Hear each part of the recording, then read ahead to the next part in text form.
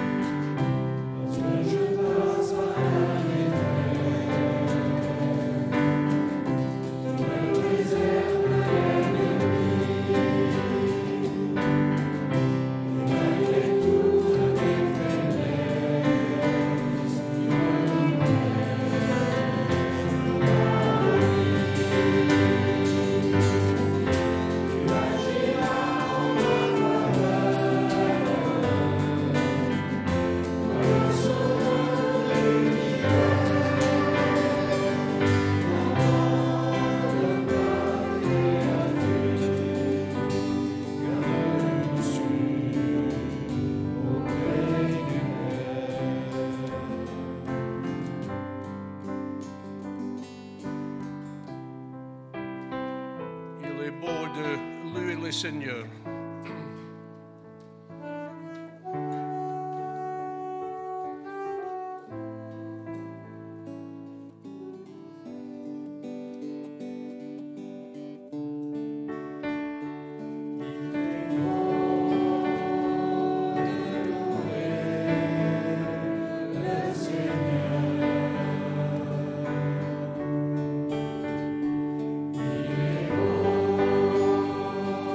Chante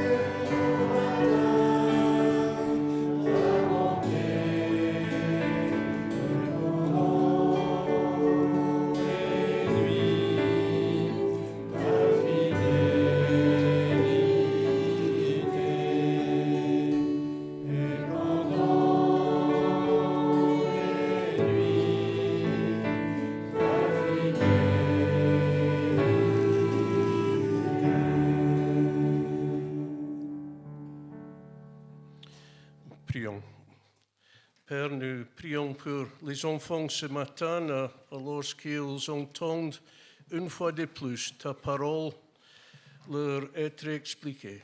Nous nous souvenons à nouveau des paroles du Seigneur Jésus. Laissez venir à moi les enfants, car c'est de cela que vient le royaume de Dieu. Amen. Les enfants vont maintenant rejoindre leur classe.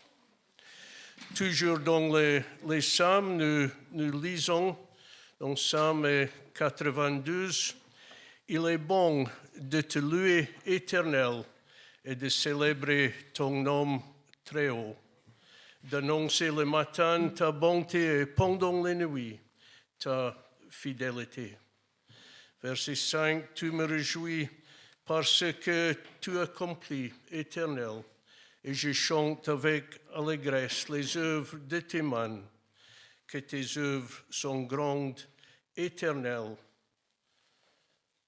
que tes pensées sont profondes. » Et encore dans les psaumes, Psaume 65, « Tu prends soin de la terre et tu lui donnes l'abondance, tu le combles de richesses. Le ruisseau de Dieu est plein d'eau. Tu prépares le blé quand tu le fertilises ainsi. Tu arroses ses sillons, tu aplanis ses mots, tu détrompes par des pluies. Tu bénis ses pousses. Tu couronnes l'année de tes biens et ton passage apporte l'abondance. Les plaines du désert sont arrosées et les collines sont éturées d'allégresse. Les pâturages se couvrent de brebis et les vallées se revêtent de blé. Les cris de joie et les chants retentissent. Avant de prendre un temps de prière libre pour adorer notre Dieu pour ce qu'il est, ce qu'il a fait, chantons ensemble, plonge-moi dans ta rivière et nous adorons. Lèvons-nous de chanter ensemble les deux chants.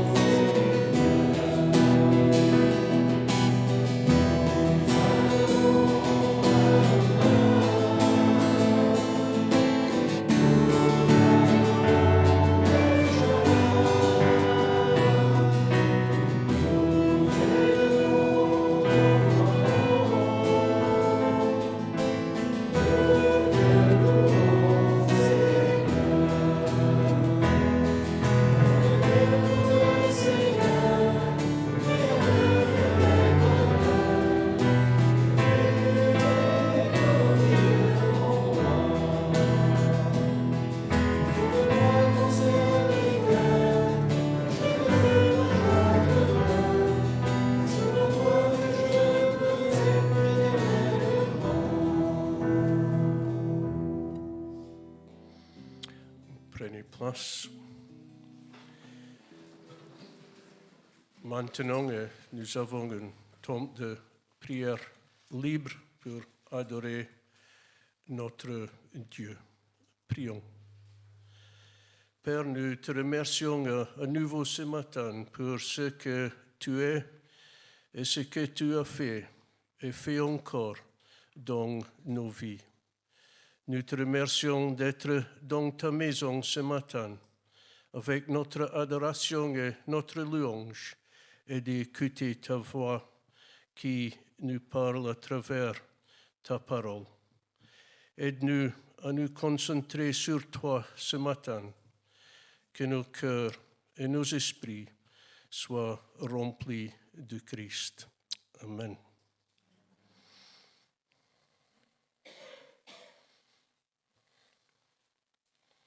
Merci Seigneur parce que tu es là éternellement. Tu étais là hier, tu es là aujourd'hui, tu seras là demain. Seigneur, que nos cœurs soient ouverts.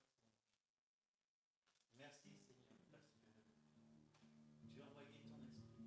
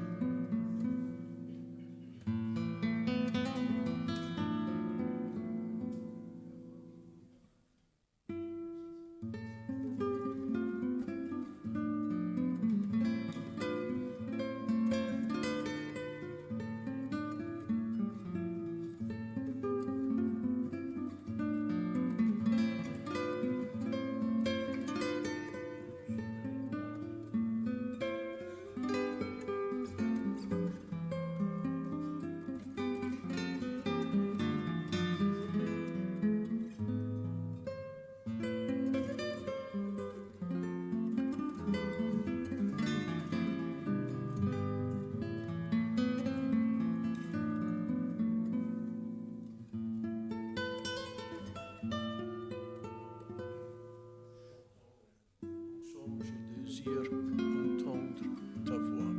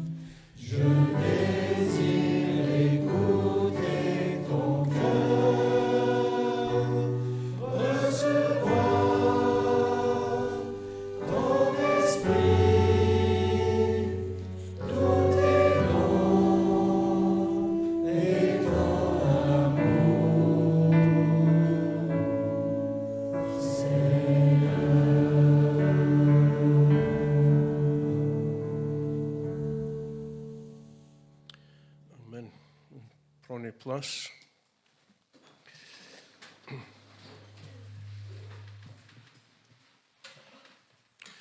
Et maintenant, je laisse la place à John pour donner le message aujourd'hui.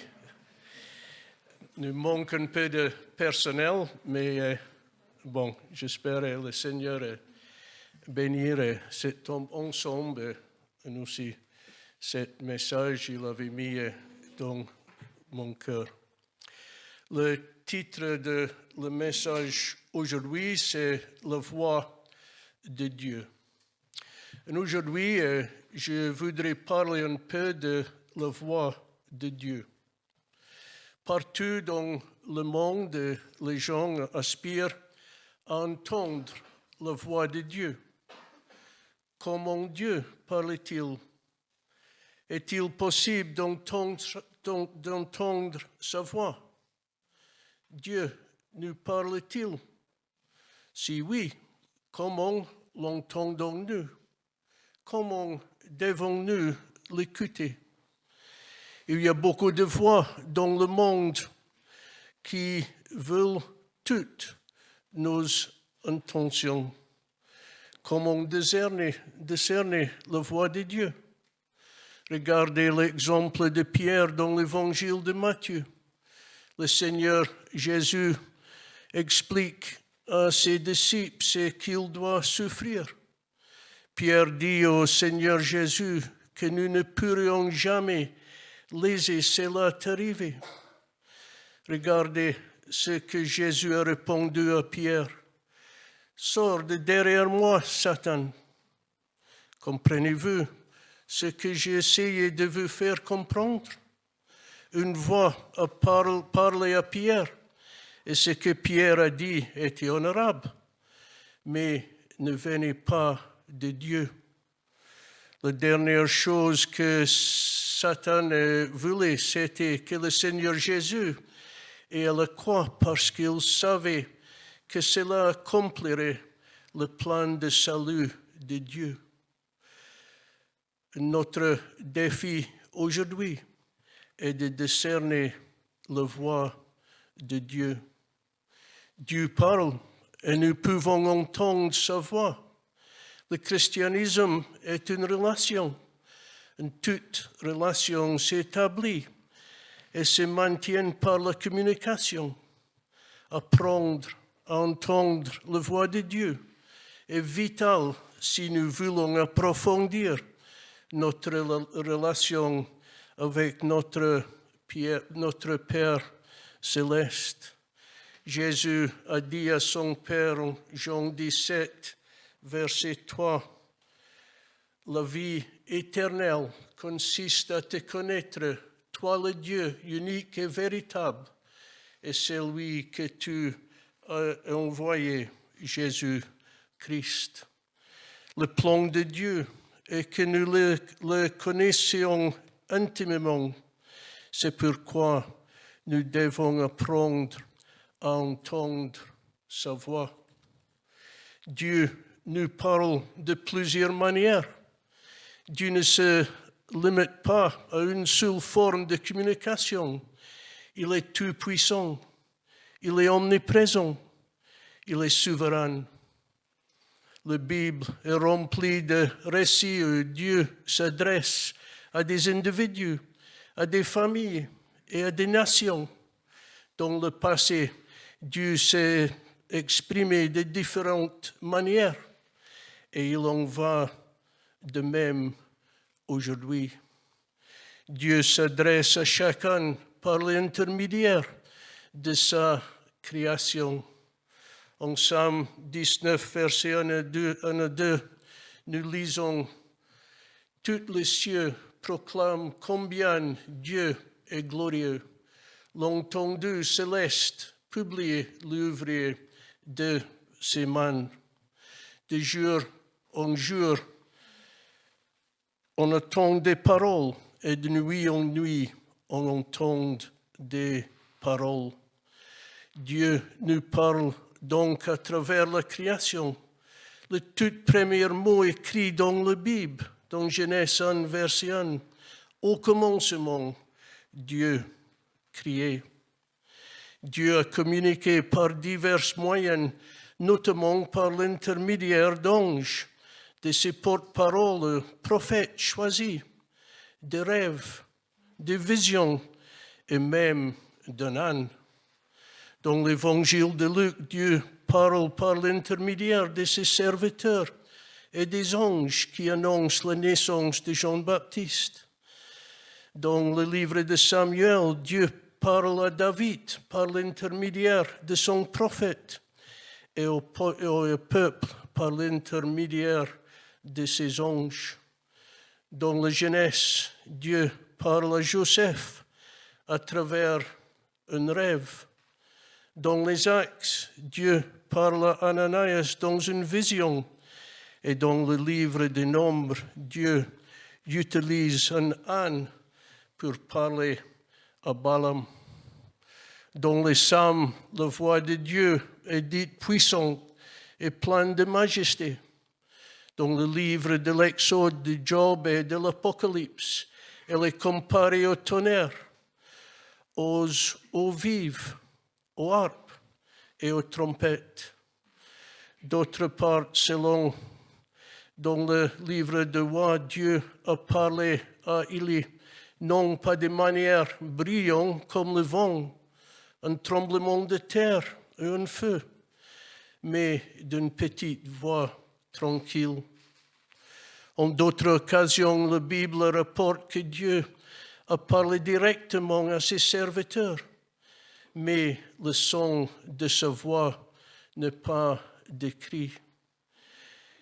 Dieu parle à Noé en disant, l'Éternel a dit à Noé de ne pas parler. L'Éternel avait dit à Abraham. L'Éternel dit à Moïse. La parole de l'Éternel fut adressée à Ésaïe en ces termes. Et Dieu nous a parlé et nous parle encore par l'intermédiaire de son Fils. Regardez les paroles du livre de Hébreux, dans Hébreux 1, à bien de reprises et de bien de manières. Dieu a parlé autrefois à nos ancêtres par les prophètes. Et maintenant, dans ces jours qui sont les derniers, il nous a parlé par le Fils. Il a fait de lui l'héritier de toutes choses. Et c'est aussi par lui qu'il a créé l'univers. Cet Fils est le rayonnement de la gloire de Dieu et l'expression parfaite de son être. Il soutient toutes choses par sa parole puissante. Et après avoir accompli la purification des péchés, il est assis dans les cieux à la droite de Dieu majestueux. Lorsque Jésus était sur terre, il nous a parlé non seulement par ses paroles et son enseignement, qui sont enregistrés pour nous aujourd'hui, mais aussi par son exemple de vie sainte, aimante et sacrificielle. On sait, Dieu nous parle toujours par l'intermédiaire de son Fils, lorsque nous permettons à la vie et aux paroles de Jésus-Christ d'influencer nos propres paroles, pensées et actions. En Jean 14, verset 26, mais le Consolateur qui est le Saint-Esprit, qui le Père enverra en mon nom, vous enseignera toutes choses et vous rappellera tout ce que je vous ai dit. En Jean 16, verset 13 encore, mais quand il sera venu l'Esprit de vérité, il vous conduira dans toute la vérité, car il ne parlera pas de lui-même, mais il dira tout ce qu'il aurait entendu, et il vous annoncera les choses à venir. Si vous êtes croyant aujourd'hui, le Saint-Esprit habite en vous. En tant que chrétien, abandonnons cette idée d'inviter le Saint-Esprit à venir et à être présente. La Bible nous dit clairement que tout croyant véritablement né de nouveau en Christ est habité par le Saint-Esprit. Paul nous dit dans le livre de Corinthiens, ne savez-vous pas que vos corps sont le temple, ou c'est la résidence de l'Esprit Saint qui est en vous et que vous avez reçu de Dieu. Cependant, vous devez entretenir attentivement votre relation avec votre Père céleste, afin d'apprendre à entendre sa voix. Au fur et à mesure que vous grandissez dans la foi et que vous mûrissez en tant que croyant, vous apprendrez à entendre Dieu parler. Jésus a dit en Jean 10, « Mes brebis entendent ma voix, je les connais et elles me suivent. » Je considère souvent ce verset avec l'idée d'un enfant. Lorsqu'un enfant naît, il est heureux d'être câliné et aimé par qui que ce soit. Mais au fur et à mesure qu'il grandit, il devient plus difficile de s'éloigner de sa mère. Combien de fois avez-vous tenu un jeune enfant dans vos bras, il qui se mit à pleurer? Il veut être avec sa mère. Il connaît la voix de sa mère. Il entend sa mère parler. Il veut être avec elle. Vous voyez ce que je veux dire? Jésus dit que mes brebis entendent ma voix et me suivent. Dieu nous parle à travers sa parole. La Bible est l'une des dispositions prises par Dieu pour nous équiper en vue de faire sa volonté. Paul a écrit à Timothée, « Toute écriture est inspirée de Dieu et utile pour doctriner, pour éprouver, pour corriger, pour instruire dans la justice, afin que l'homme de Dieu soit parfait, préparé pour toutes les bonnes œuvres. » Inspiré par Dieu et écrit par ses instruments humains, chaque parole de la Bible est vraie, vivante et active dans nos vies. La Bible est un élément absolument essentiel de votre marche avec Dieu. Vous ne devez pas négliger sa parole. À travers la lecture de la parole de Dieu, il vous parle personnellement et puissamment aujourd'hui. Dans le Thessaloniciens, nous lisons, « C'est pourquoi nous rendons continuellement grâce à Dieu de ce que lorsque vous avez reçu la parole de Dieu, que vous avez entendu de nous, vous l'avez reçue non comme une parole d'homme, mais telle qu'elle donne la vérité, la parole de Dieu qui agit efficacement en vous qui croyez. » Lisez, mémorisez et méditez la parole de Dieu. Par son Saint-Esprit qui habite en chaque croyant, Dieu attirera votre attention sur des versets ou des passages particuliers.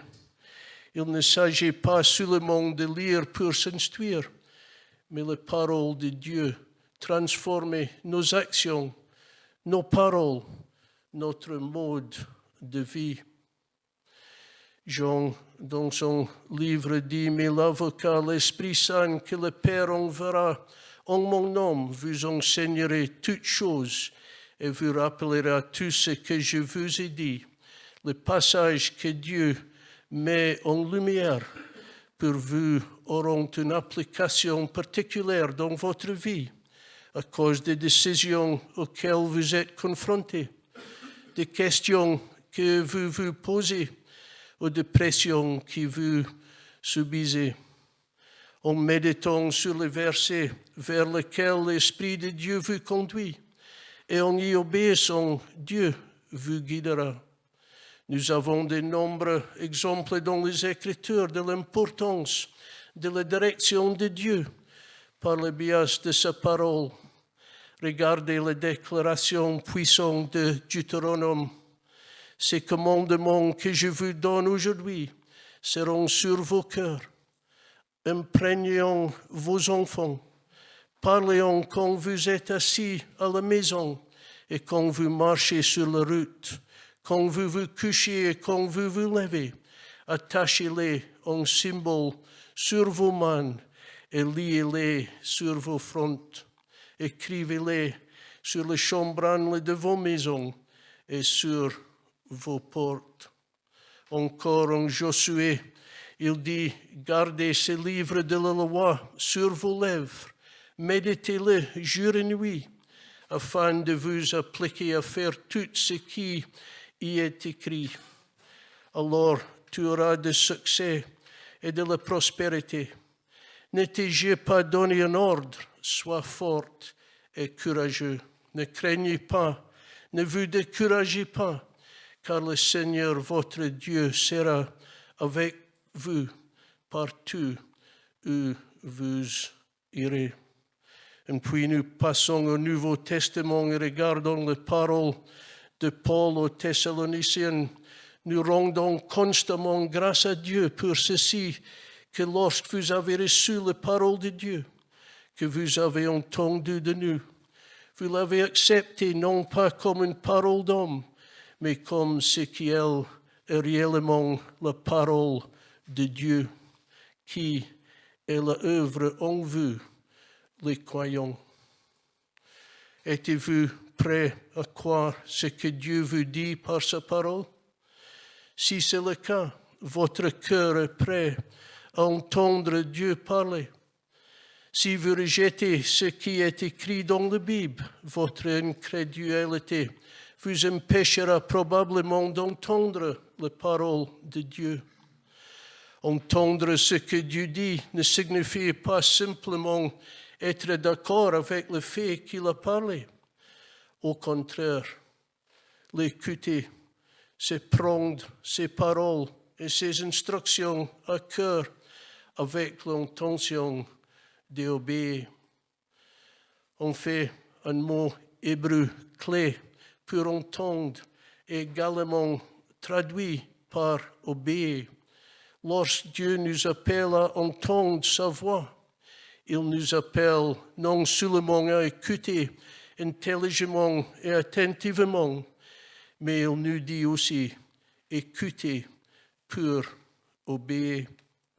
Pour entendre la voix de Dieu, il est essentiel d'être déterminé à honorer et obéir à la parole de Dieu. Par l'obéissance, vous démontrez votre amour pour Dieu. Si vous recevez la lumière, elle apporte plus de lumière. La lumière rejetée apporte les ténèbres. Si vous résistez à sa parole, votre communion avec Dieu sera limitée. Jésus a dit dans Jean, celui qui a mes commandements et qui les garde, c'est celui qui m'aime. Et celui qui m'aime sera aimé de mon Père. Je l'aimerai et je me manifesterai à lui. Si quelqu'un m'aime, il gardera mes paroles et mon Père l'aimera. Et nous viendrons à lui et nous ferons notre demeure chez lui. Et Dieu parle à nous encore par la prière. Malheureusement, beaucoup considèrent la prière comme un monologue. Ils disent à Dieu ce dont ils ont besoin et lui demandent ce qu'ils veulent. Mais la vraie prière est un dialogue, une conversation à double sens. Vous parlez à Dieu et Dieu vous parle. Lorsque vous priez, Dieu détourne votre attention de vos besoins et la porte sur son amour et sa puissance. Par la prière, Dieu adapte votre perspective à ses desseins. Il établit ses priorités pour votre vie et il vous conduit dans toute la vérité. Lorsque vous priez, Dieu vous entend et vous répond par oui, non ou attendez. Une réponse non affirmative est toujours une direction. Il est vital d'entendre les réponses claires de Dieu à vos requêtes. En passant du temps avec votre Père céleste par la prière et en apprenant à le connaître par sa parole, vous entendrez sa voix et sentirez sa direction. Vous apprendrez à considérer les circonstances de votre vie avec discernement et à percevoir les réponses de Dieu à vos prières. Dieu répond toujours aux prières, mais entend sa petite voix tranquille demande de l'entraînement. Soyez, comme il est, attentifs, obéissants, patients et écoutez. Nous lisons dans le livre de Rois, le Seigneur dit, sortez et tenez-vous sur la montagne en présence du Seigneur, car le Seigneur va passer. Alors, un vent grand et puissant déchire les montagnes et brise les rochers devant le Seigneur. Mais le Seigneur n'était pas dans le vent. Après le vent, il y a eu un tremblement de terre. Mais le Seigneur n'était pas dans le tremblement de terre. Et après le tremblement de terre, il y a eu un feu, mais l'Éternel n'était pas dans le feu. Et après le feu, il y a eu un doux murmure. Lorsqu'il l'entendit, il mit son manteau sur son visage, sortit et se tint à l'entrée de la caverne. Dieu désire vous faire connaître sa volonté. Et encore, Dieu nous parle par l'intermédiaire d'autres personnes. La Bible rapporte de nombreux cas où Dieu utilise une personne pour transmettre son message à une autre personne. Le prophète Nathan a transmis le message de Dieu à David. Ananias a transmis le message de Dieu à Paul, etc. Dieu peut vous parler par l'intermédiaire d'un ami, d'un parent, d'un pasteur ou même d'un inconnu. Vous feriez bien de confirmer ce que vous entendez dire par Dieu en cherchant à confirmer cette direction par l'intermédiaire de personnes sages et pieuses. Les croyants avec lesquels vous êtes en communion constituent l'un des meilleurs endroits pour trouver des personnes capables de vous donner un conseil divin. Dieu veut vous parler par l'intermédiaire de son corps, l'Église. Les Écritures exhortent les croyants à être en communion constante avec d'autres croyants. Nous lisons dans les Hébreux, ne pas renoncer à se réunir comme certains ont l'habitude de le faire, mais s'encourager les uns les autres. Et c'est d'autant plus que vous voyez le jour approche. Et Dieu nous parle à travers les circonstances. Cherchez Dieu avec diligence et soyez attentifs à son action autour de vous, car une autre façon dont Dieu nous parle, c'est à travers nos circonstances. Par exemple, Dieu peut fermer une porte d'opportunité pour vous guider vers sa volonté. Lorsque vous vous concentrez sur le Seigneur, en particulier dans des circonstances difficiles ou douloureuses, Dieu peut vous montrer sa perspective et sa direction concernant votre situation. Plutôt que d'essayer de discerner votre situation avec vos connaissances et votre compréhension limitée, vous pouvez reconnaître le Seigneur dans toutes vos voies et vous fier à son amour pour vous, à sa souveraineté et à son plan pour votre bien. Encore, dans les proverbes, confie-toi à l'Éternel de tout ton cœur et ne t'arrête pas à ta propre intelligence. Dans toutes tes voies, reconnais-le et il dirigera tes sentiers. Ne sois pas sage et tes propres yeux. Crains l'Éternel et détourne-toi du mal. Dieu est totalement digne de confiance, bien que Dieu puisse vous diriger à travers vos circonstances. Celles-ci doivent généralement être des aspects confirmons la volonté de Dieu et non le seul facteur déterminant d'une décision majeure. Cherchez toujours à obtenir la confirmation de la parole de Dieu. Et n'oubliez pas ce matin, avec Dieu, rien n'est impossible. Il n'y a pas de raccourci pour apprendre à reconnaître la voix de Dieu, tout comme il n'y a pas de raccourci pour passer de l'enfance à l'âge adulte, la maturité, qu'elle soit physique ou spirituelle, prend du temps.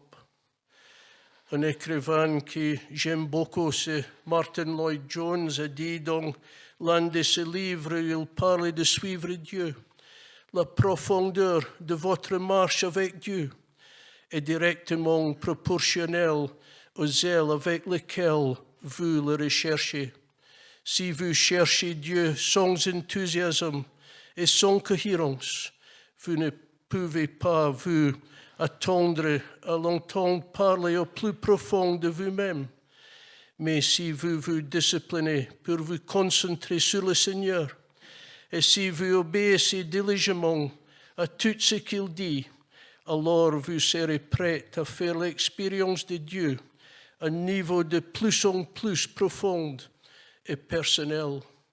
Dieu vous invite aujourd'hui à approfondir votre relation avec lui. La profondeur de cette relation dépend enfin de vous. Si vous n'entendez pas la voix de Dieu, examinez votre cœur. La Bible dit, examinez-vous vous-même. C'est quelque chose que vous seul pouvez faire. Devant un Dieu saint, nous avons peut-être quelque chose qui entrave notre relation avec lui. Demandez au Seigneur de vous relever ce qui entrave votre relation avec lui, puis obéissez-lui. Demandez à Dieu de vous donner des oreilles pour entendre et un cœur pur pour obéir. Enfin, Dieu ne limite en rien. Il n'est pas limité à certaines méthodes de communication avec ses enfants. Tout comme il utilise un âne de manière créative et spectaculaire pour réprimander Balaam, Dieu peut tout aussi bien communiquer son message à ton cœur de manière créative et spectaculaire en lisant sa parole, en écoutant quelqu'un prier, en écoutant un enseignement, le témoignage d'un autre, et en saisissant soudain la pleine signification d'une chanson que tu entends. Avec Dieu, rien n'est impossible. En terminant, j'aimerais que vous écoutiez à nouveau les paroles du Seigneur Jésus que Jean a écrites dans l'Apocalypse. Me voici, je me tiens à la porte et je frappe. Si quelqu'un entend ma voix et ouvre la porte, je entrerai, je mangerai avec lui et lui avec moi. Pour moi, ça c'est une belle image de la communion avec notre Seigneur Jésus. Et aujourd'hui, soyons prêts à ouvrir nos cœurs, à entendre la voix de Dieu et à vivre notre vie à son service en cherchant à lui plaire.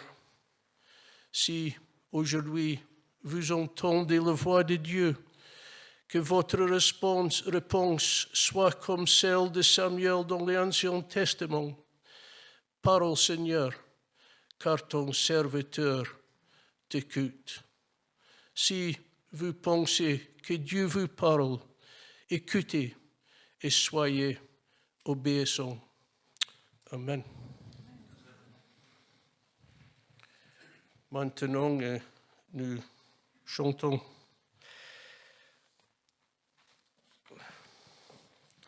Je dis un grand merci à Annelus aujourd'hui parce qu'elle a donné moi un coup de main de préparer la présidence avec le choix de chant et les paroles.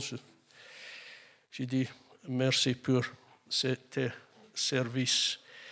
Le prochain chant, c'est tel que je suis. Et après cet chant, Joël introduire le Saint-Saint.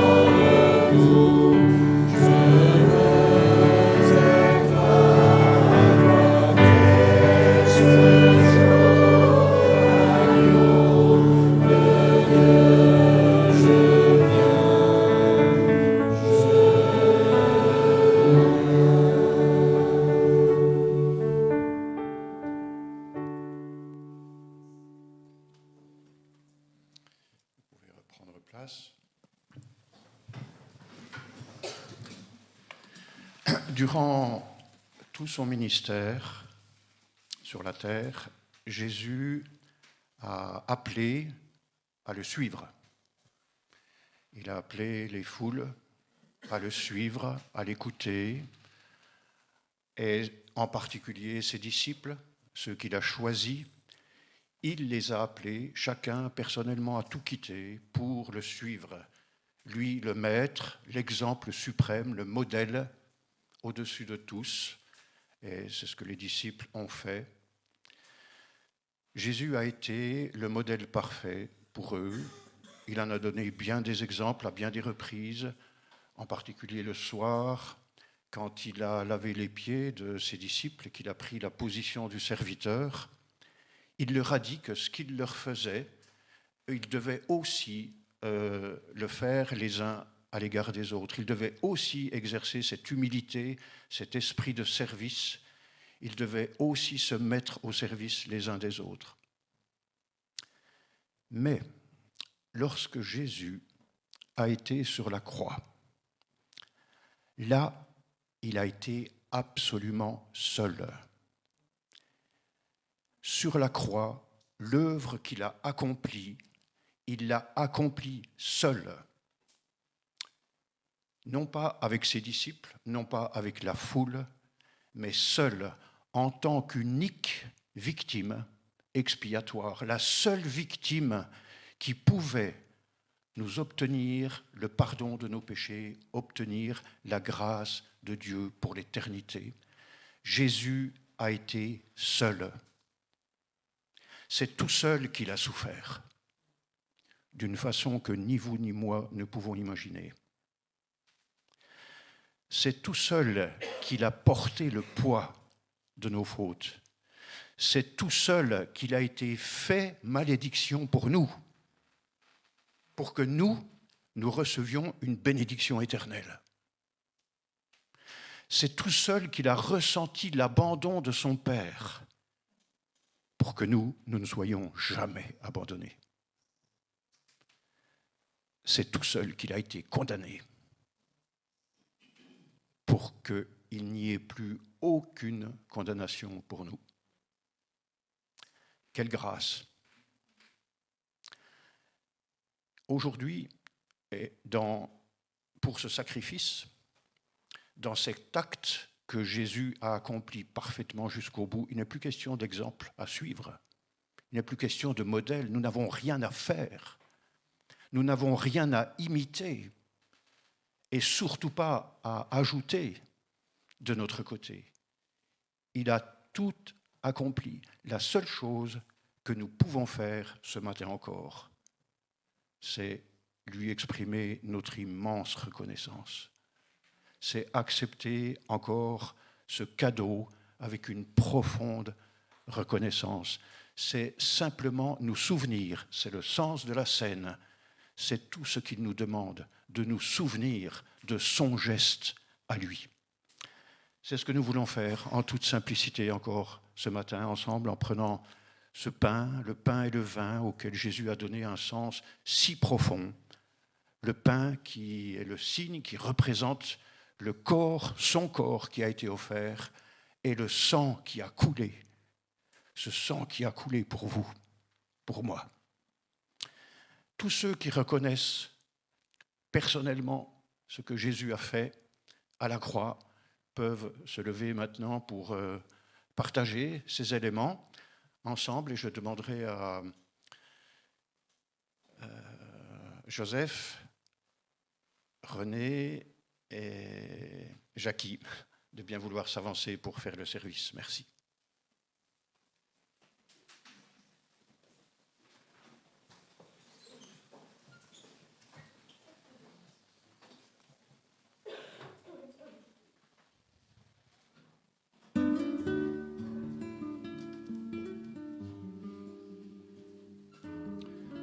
Nous prenons le pain qui nous est distribué et nous nous attendons pour le prendre ensemble.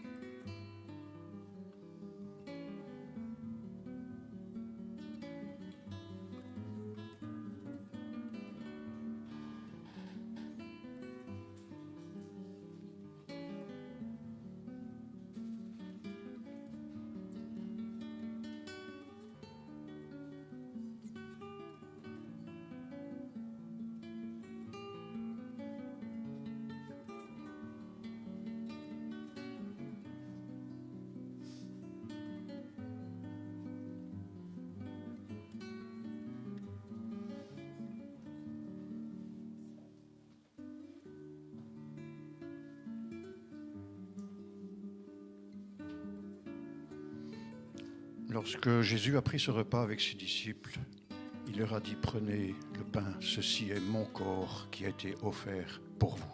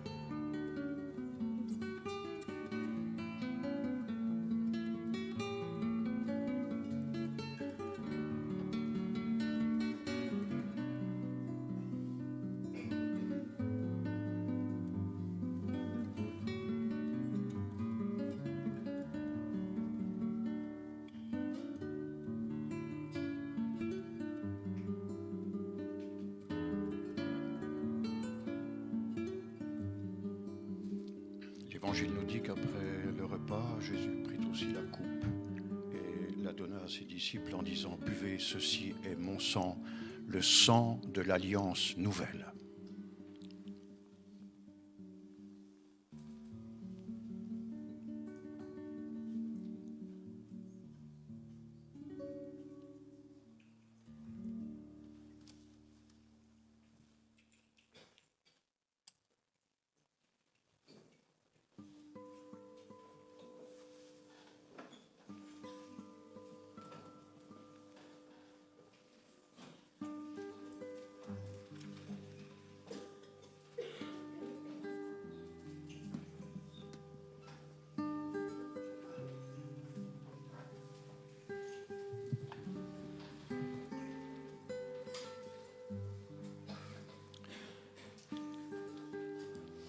Je rends la parole à John pour la suite de notre culte.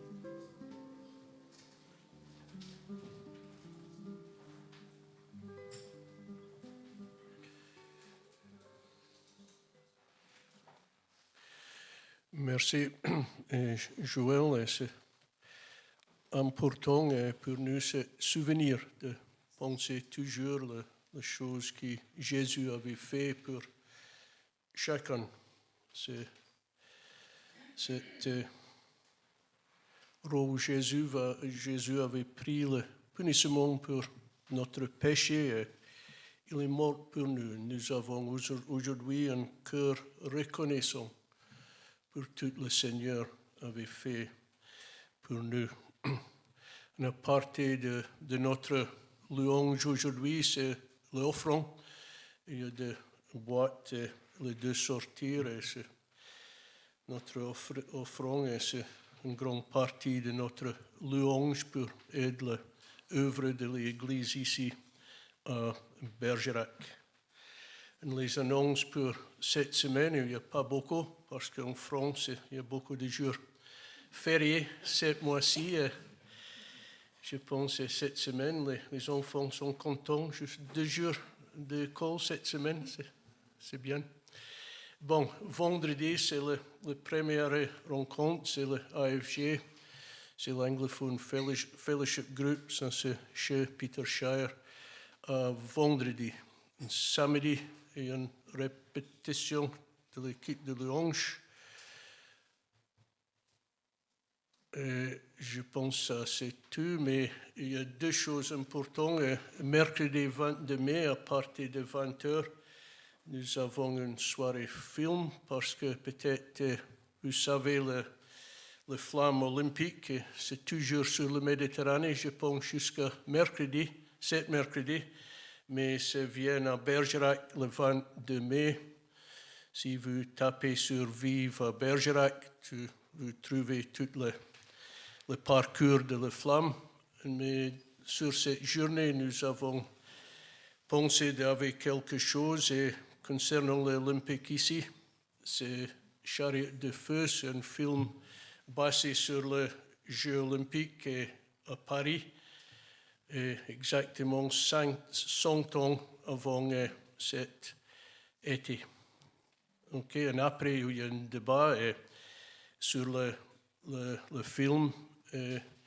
Le thème de le débat, c'est de mettre Dieu premier dans notre vie. Aussi, le fin de le mois, Pascal et Jenny avaient quelque chose qui animait. Retour aux sources. Vous avez dit quelque chose, Jenny, sur ce week-end? Oui? Non? Oui? Alors c'est un week-end qui a lieu près d'Agen, donc un petit peu avant Agen, en venant d'ici, qui est organisé par l'association Retour aux Sources, qui est gérée finalement par pas mal de gens qui sont des églises libres, notamment autour d'Orléans ou de Gobert, dans la campagne, dans la Beauce. Mais il y a une antenne ici maintenant, et donc c'est un week-end, voilà, le thème est affiché ici, face aux violences dans notre quotidien, qui était un sujet que j'avais abordé lors d'une prédication en janvier dernier et qui va être développé, comment faire face donc à ces violences que nous rencontrons, que nous entendons, que nous voyons. Voilà, ça commence le soir, donc vendredi 31 mai, et ça se termine après le culte qui aura lieu à l'église méthodiste d'Agen. Donc ça se termine à 14h. Voilà, donc venez me voir ou allez voir Jenny si vous voulez des renseignements complémentaires. Okay, merci. Je pense aussi des flyers sur la table dans le hall. Nous terminons notre culte aujourd'hui et chantons ensemble celui qui nous aime. Lèvons-nous pour cette dernière chante aujourd'hui. Oh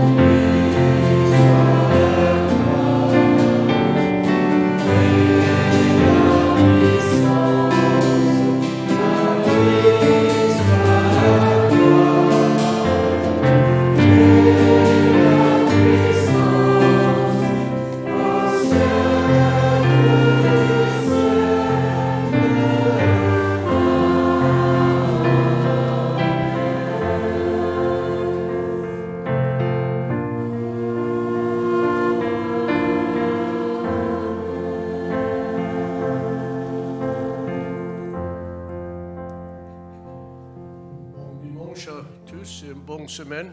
Je pense que le soleil arrive mercredi pour les jours fériés, ça c'est une bonne nouvelle.